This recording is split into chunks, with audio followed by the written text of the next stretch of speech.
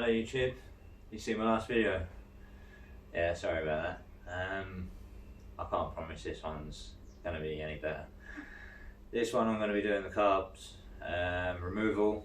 I'm going to strip one down. I'm going to show you what the problem is in a minute.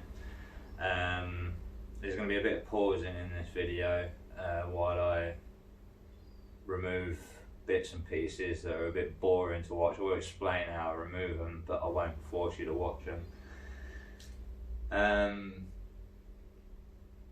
Also, I'm going to speak to you about this electrical problem. Now, what I had was I was riding home.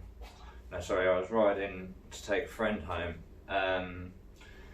and shortly into the journey, lights started to get dim. I lost my speedo, lost my rev counter.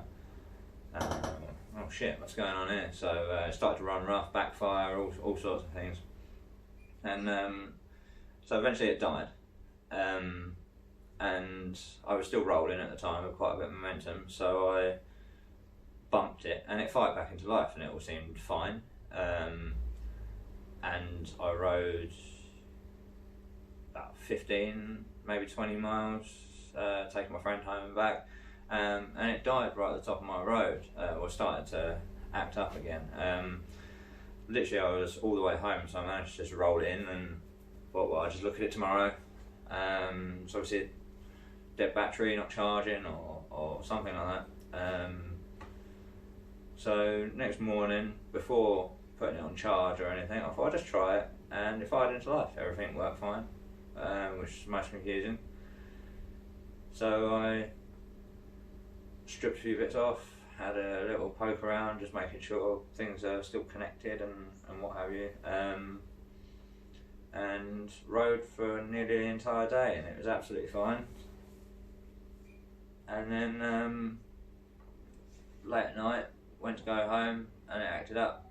This time I couldn't get it to go again. At the times I was able to manage to bump start it.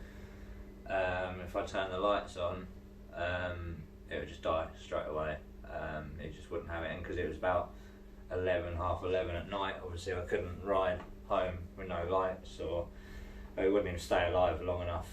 Yeah, sort of about 20 seconds or so before it started backfiring and running down, even with the lights off. So couldn't figure out what was wrong. Not out on the road anyway, I was actually in a car park. Very limited tools. You know, phone torches, a battery. Yeah, you get it. So knew that there was a definite problem, an intermittent problem. Everyone was saying rectifier. So I just basically had a look.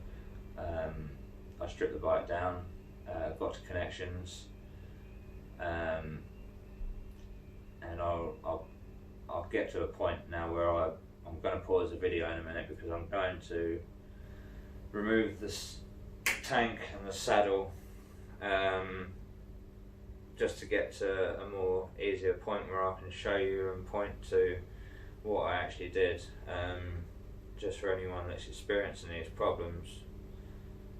Because if your rectifier's not burning out wires like mine wasn't, and it's not obvious like that, then someone might be a little bit confused, and I'll explain what I did, and then, you know, you might get away with a free repair like I did, you never know. So right, so on with that, I'm going to pause you, remove these bits, and then we'll get to it.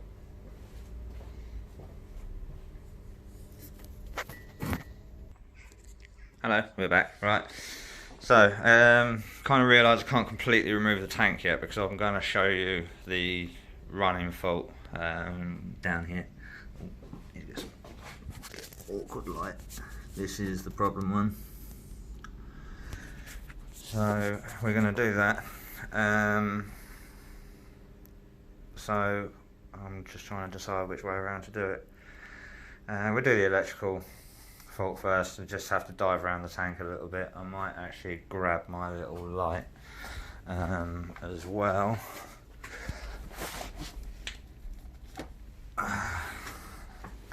just to help the situation. Right.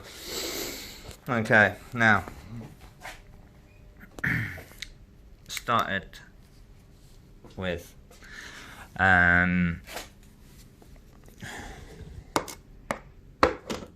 this connection here.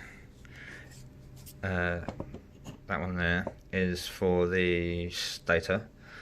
And on the SL conversion, the plugs are slightly different. I mean, you've got the locking tabs on the opposite sides, so they don't actually lock together, which, you know, this fits nice and snug, but that was my first sort of port of call. There's a bit green in there, so I just cleaned that up. You know, tiny bit of sandpaper, meticulously rubbing away at it for quite a while, and then, you know, what's it called, electrical contact cleaner, and clean that, put that back together. The other one is really difficult to get to. It doesn't look it from there. I mean, you can unplug it fairly easily, but to actually get the thing out was quite a nightmare, because that bolt at the bottom, there was a bit stuck, should we say. Focus. Right, so this plug here, this is the one that normally burns out, and they say it can burn up to sort of 3 or 4 inches down the wire. Now, I unplugged that and I got a bit of green sort of corrosion in there, and one of the plugs looks like it's got, I'd say, warm. It's got like very slight scorching, and that was on one of the greener plugs as well. I'm trying to get a better angle. Oh, look at that. There we go.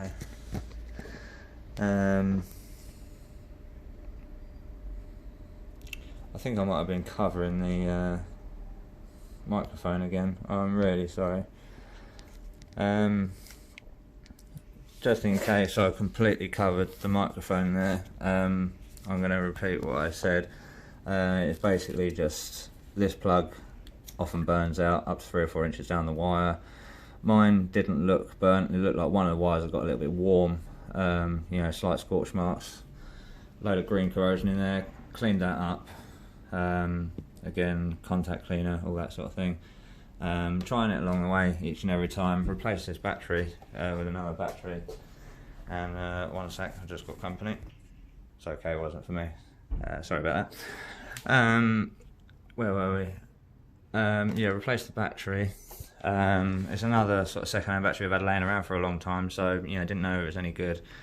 Appeared flat at the time. I had a bad earth here, which I've just, you know, cut off of there and done a, you know, not bullet connector, you know, just normal terminal connector. Trying it along the way, each and every way, it was just clicking at me. You know, this solenoid here was constantly click, you know, I can't repeat how fast it was going, but it was just like a machine gun. And just wouldn't do anything. And I had the battery charger on, so I had, you know, sort of 14 volts going to it. It just wouldn't do anything. So my last port of call was I actually removed this completely from these two terminals here, and the plug was a little bit green again, so I cleaned that up.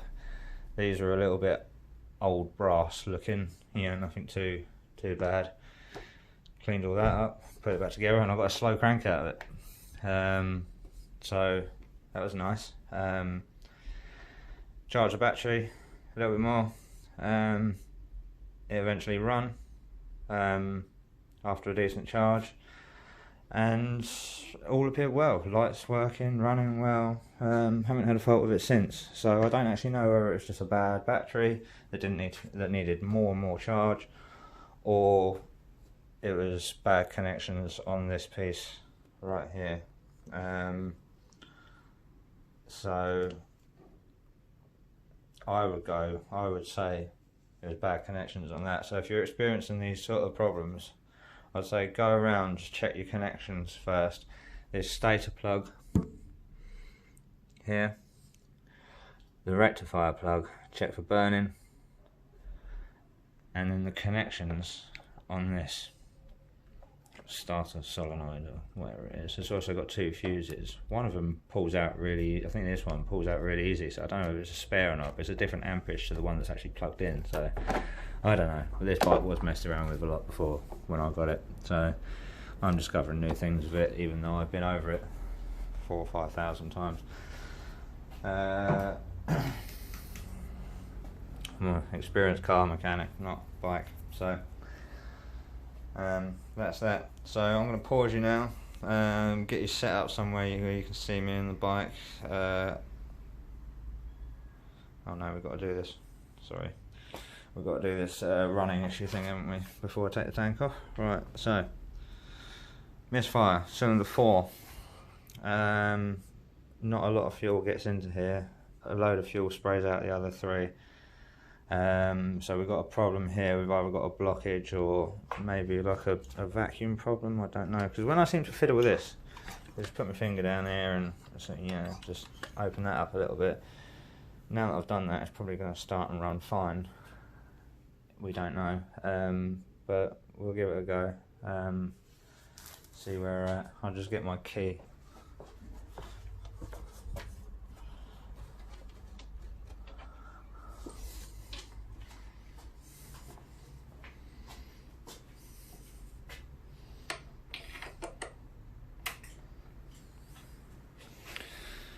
I'll take my lights off. Right.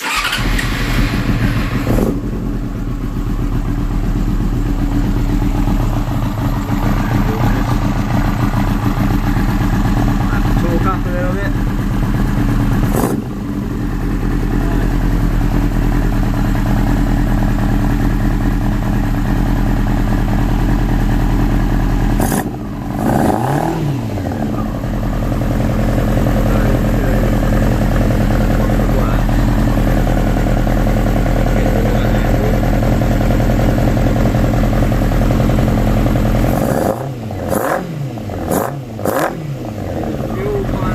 Spitting up a little bit, I can see a lot more. There is quite a bit of fuel going into there as that's being revved up. But obviously what you can see is a little spits. But this one, it's just coming out of it. So it kind of sounds like a speed triple at the moment. Doesn't ride like one, I can tell you that for nothing. It doesn't ride like one. So that's where we're at next. So what I'm going to do is I'm going to get you set up somehow. Last time I filmed the series I had a tripod, this time I don't. So this might be a little bit difficult, you have to bear with us. So I'll set up something as best I can. So I'll pause you again and I'll see you in a little while. Boy. Right, we're back. This is the best angle I can get you on, so forgive me if I go out of shot or anything. I'm going to try and remember whereabouts the angle is. I'm not a granddad, by the way. I just stole his cup. I'm gonna guide you through this as best I can. I will move you. Well, it took me ages to get that set, so I'm going to try and leave you there as much as I can and just explain through what we do. The next time I pause the video, I'm going to have to set up the bench with the carbs on the bench, and then you're going to have a much better view, hopefully, of what I'm doing. So, in case you're not familiar with it, I've removed the rest of the airbox. To do that, there's 2 air ducts, single bolt on the top. You've got these 2 breathers which just kind of pull off as you pull the airbox off. As long as you pull these air ducts out of the way first, it will lift. And then you've got the 4 sort of Jubilee clips, minor positions, so you've got 2 you reach out from this way, and 2 you reach out from that way. And then it comes off. You've also got the breather pipe system, a completely pointless breather pipe system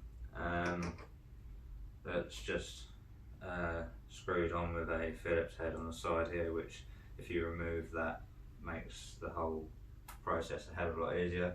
Not that it's difficult anyway.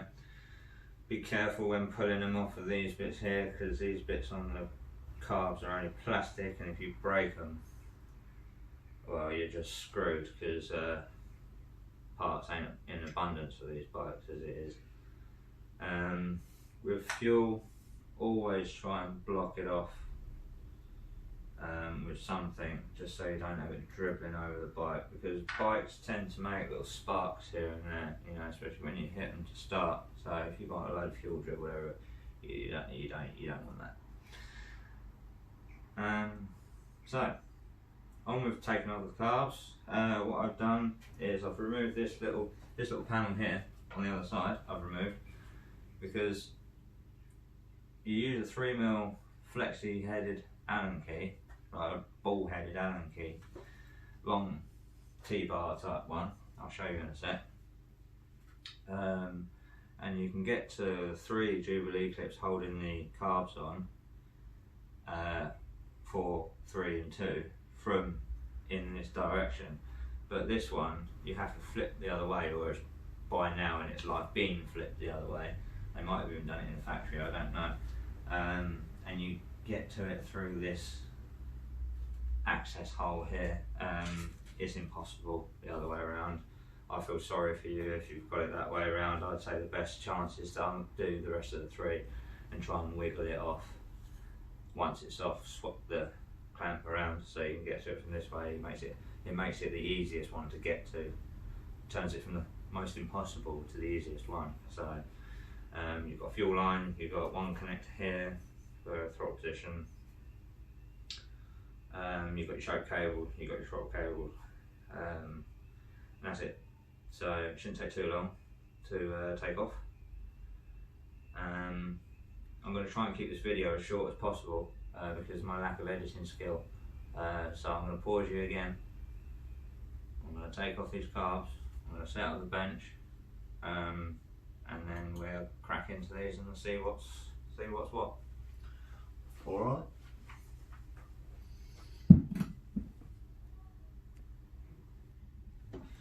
So on second thought, you guys are here to watch bikes being fixed. It might take me a little bit here and there, you might have to skip, you know, but I'm going to keep it rolling for you. Shouldn't take me too long to get these off. This is the little T-bar I use, tiny little 3mm, it's got a ball head on the end of it. I don't know if that's going to show. Hang on, let me come round and have a look. Where's the camera? There it is. Right. Focus. No, it's not going to do it, but you get the idea of it. Anyway, it's a ball-headed Allen key T-bar. Alright, get a torch, shine it down in between the carbs, and you should be able to make out the side of the funny Jubilee clip they got on. And you'll be able to see the end of your Allen key. You can get the light. If you're using a lamp like this, you've got to get it at the right angle to see where you're going. You've got a pen torch, you can get right in there, but I haven't got one. Sorry if I mumble.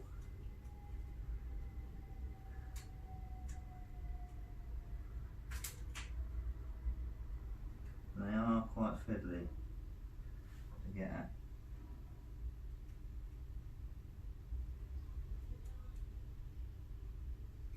Because even though you're looking, you're kind of blind to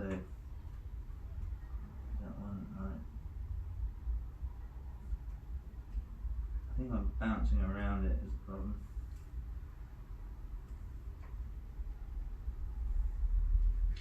Yeah, normally I have done this by now. It's only because it's being filmed. There you go. We're in. That's the first one. And that's not the hardest one. I think the hardest one is, no, it's number 2. It's the hardest one because you can't see it at all. This one you can see quite well. So you can get in there.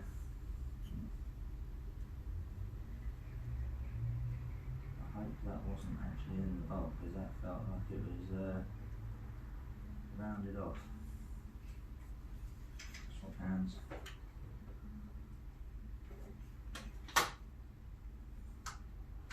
No, it wasn't, thank God for that.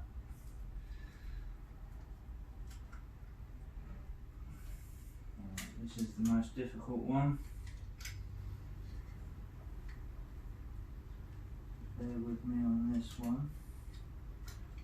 You've got the choke cable in the way as well, which doesn't help. And it's actually easier to take that off and put it on when the cars are actually floating around. Just glide it in. There we go.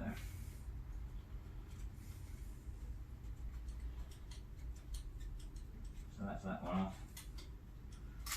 While we're here, I'll just unplug this throttle position sensor.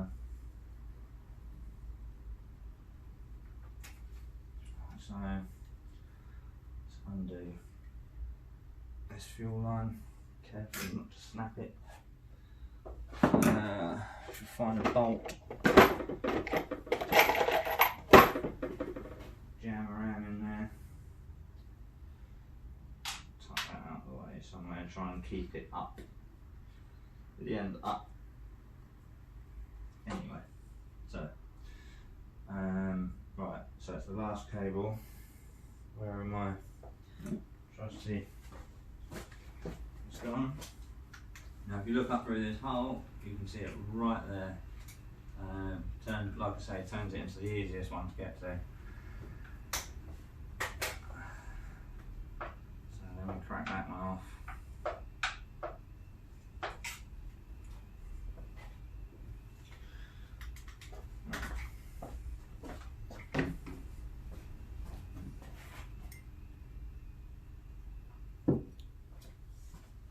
Now we want to lift up the carbs, wiggle them, give them a wiggle.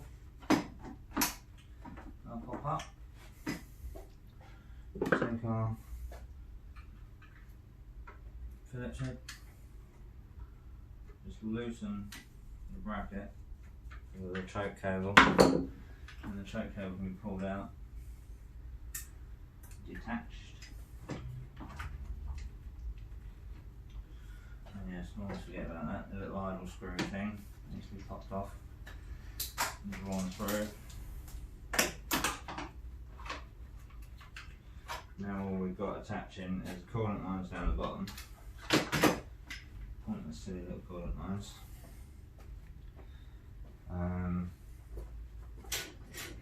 Some need bolts for as well. Size.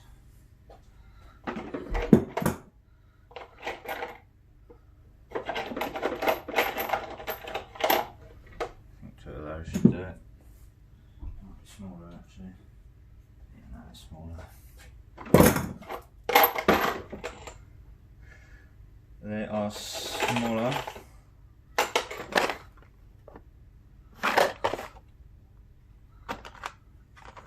Two of those should do. Right. Okay. Unhook these little devil clips. These ones ain't bad, those are only little ones. Pop that out of there. It's a bit hasty. I nearly thought that plastic little thing had broken then. I would have been in trouble. I would have had to get my thinking cap on. I've still got one more to go though, so now we're leaking fuel everywhere, so it's always great.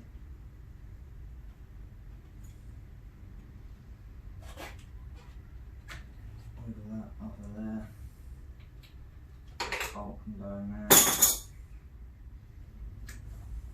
Bring it up 10mm. All you have to do is detach cables.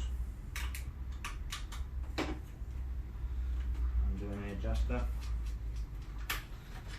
Flip that out of there. Get them out of there. Put the return cable. Well, one of them. There's one and one's the other.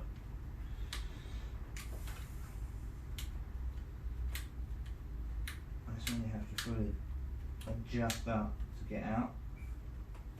Just hook it out once there's enough. Never do it quite enough the first time.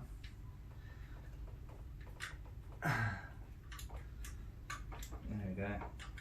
She's out.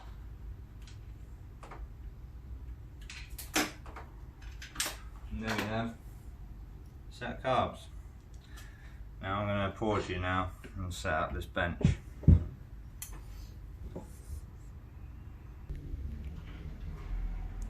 Right, so here we are. Bench not ideal, it's swept as clean as possible. I haven't got any blue roll left to line the table with, so whatever. Can't remember which side it is now. It's cylinder 4, which means it's this one we're going to be taking off. So what I'll do is I've made a little resting point for you. So I'm going to hook you up there, and we're going to pop that cover off, and we're going to see what we can do. I've drained as much fuel out of it as possible. See, that works out alright, doesn't it, there?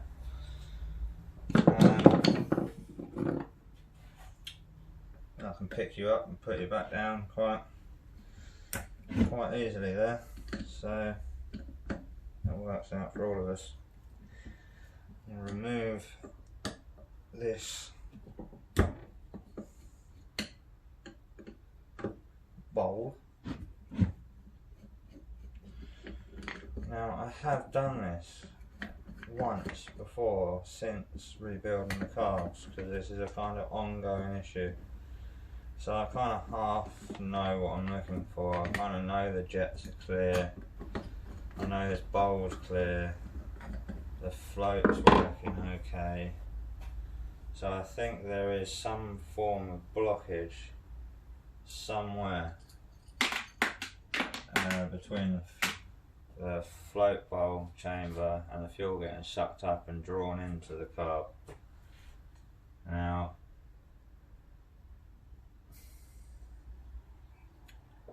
we've got what looks like bits of rust still formed in the bottom there, which ain't good.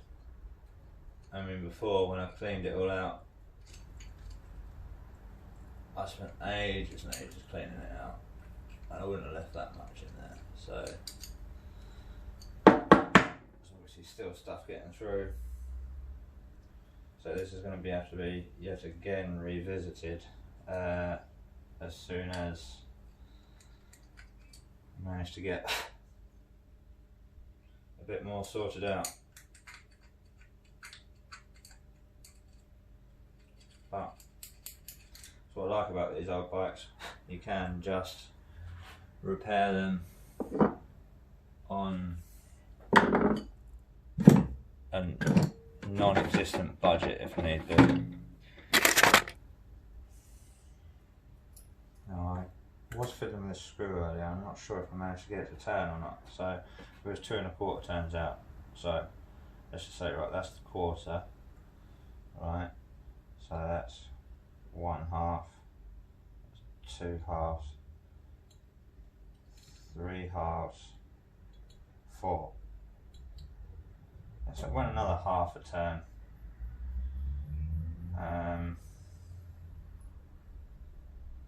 Right.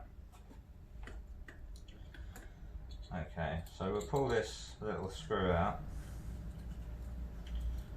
You've got to be careful with these little mixture screws because they've got a tiny little washer and a tiny little kind of rubber, some sort of material seal. And if you lose them, you're knackered.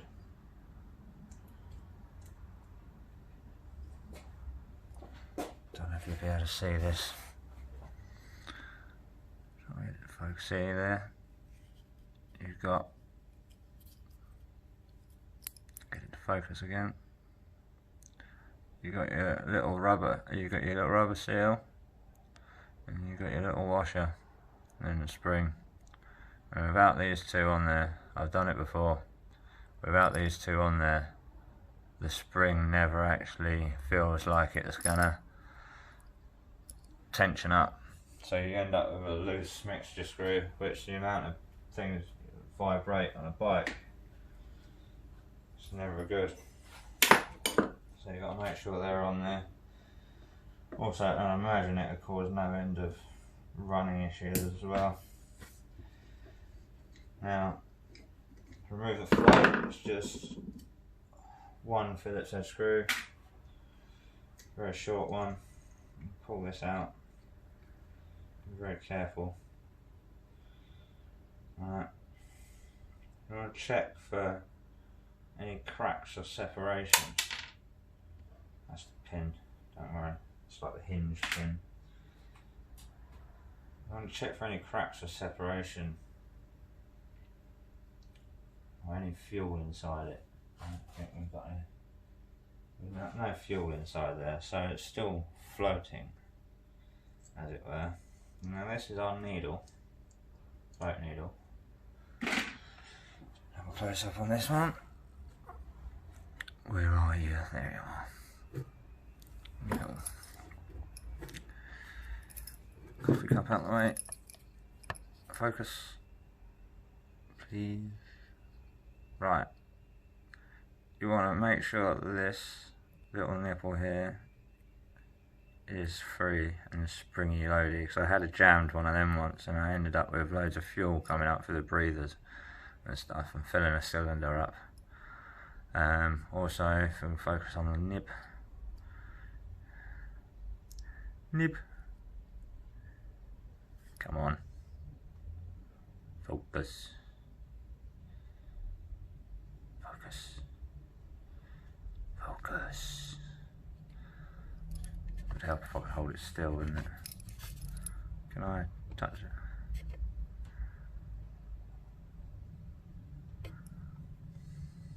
Come on. You focus on everything else.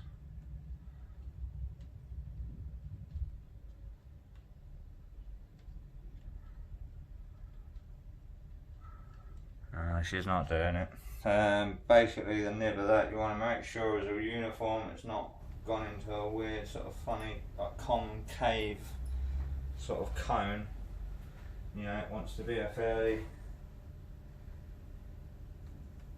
uniform, straight kind of point there. And also they have to go on around a certain way around, if you can look. Here we go, play the focus game again. You can look, we've got a clip on there that holds it onto the why won't you focus now? Got a clip that holds it onto the float, that needs to be a certain way around. Right, okay, I'll give up with the focusing thing. Fine. Let's not bother then. So, I might as well pull out these jets as well. I'm fairly certain they're alright, but I might as well pull them out. You want to use a fairly confident screwdriver for this because they're only brass, and you know you want to have it decently fitting, because sometimes it can go with a bit of a crack and you need a bit of pressure, and if you start to chew up the ends you'll end up a bit knackered. So this one comes out first. It's like the end, it's like your part of your main jet, as it were. There's a massive hole in that. You know, there's no way that can ever be clogged. If that's clogged, you've got serious problems. Then you get your 8mm.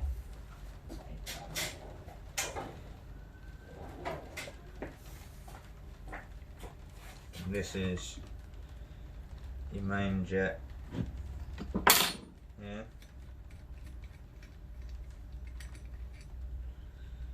Alright. Now this. Wait for it to dry out a little bit. But that in general it's still clear.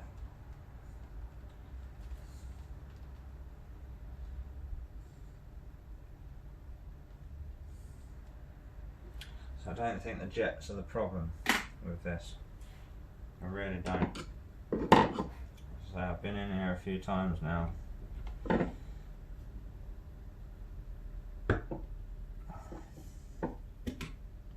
this is your pilot jet.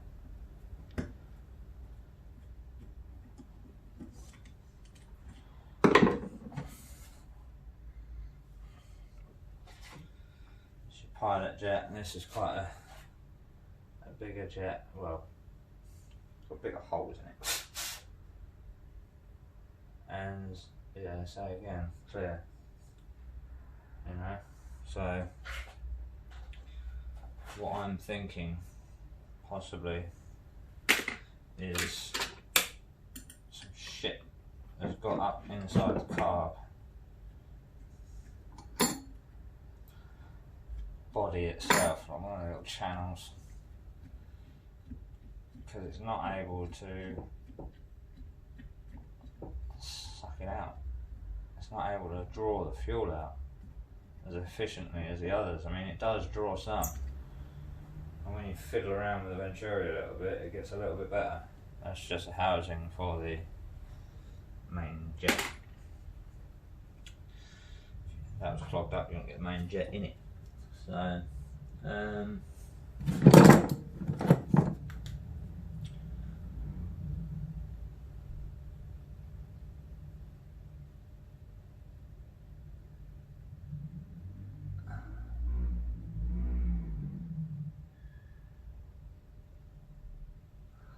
can't say that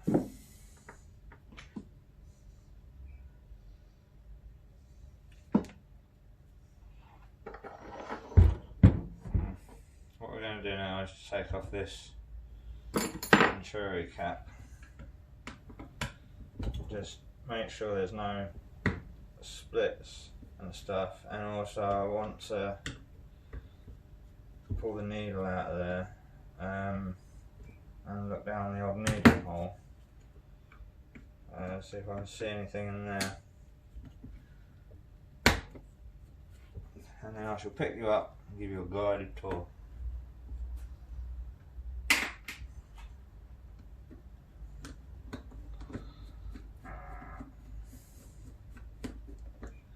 I think I might do a part 2 of this, just, you know, the reassembly, so I think I might get to a point of where I might have to do some off-camera digging and messing around, try and actually find the problem, because I've done this, like I said, I've done this before already.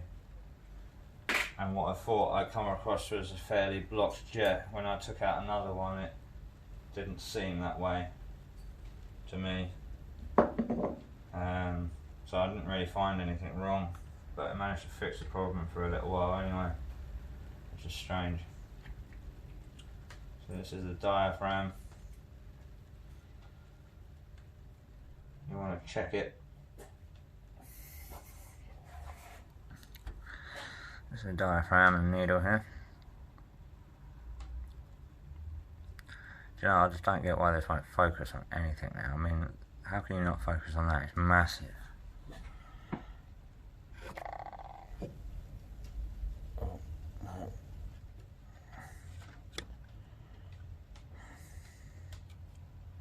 That's better. Right. So yeah, that's it. You want to check this diaphragm here for splits. This has got like a little metal nipple in it that you don't want to lose. It's like a little locator. But yeah, check that for tiny little splits. It could have anything in it. So that's what I'm just going to do now. Just check it for anything.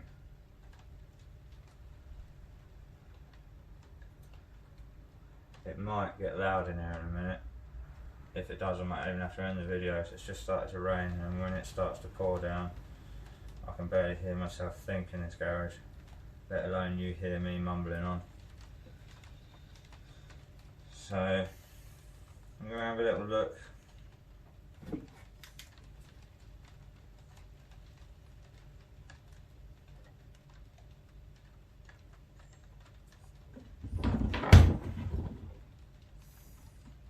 see what we come across.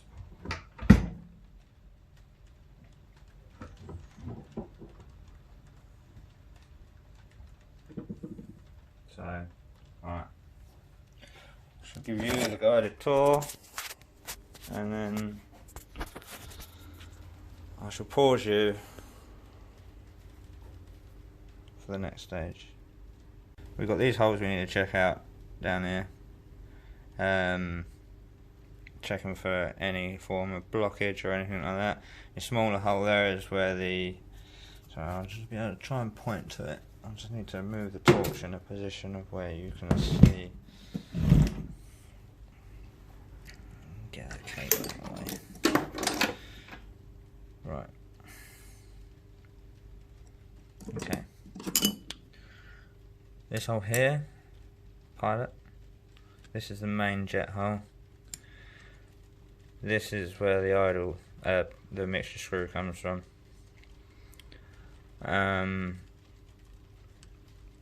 This is where the needle, float needle sits, and obviously the float across here.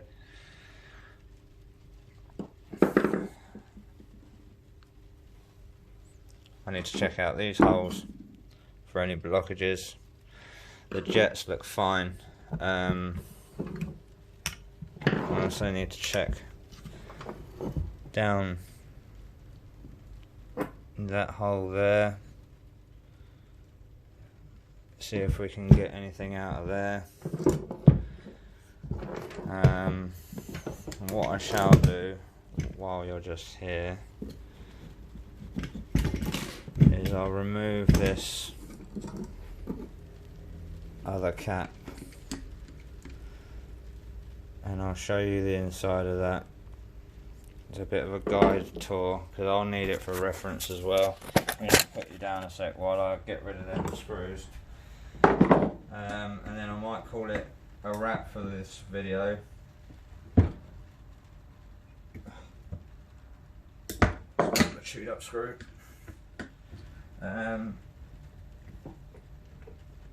Might call it a wrap for this video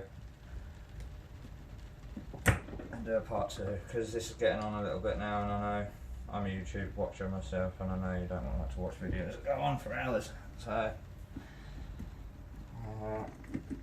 think we'll do that.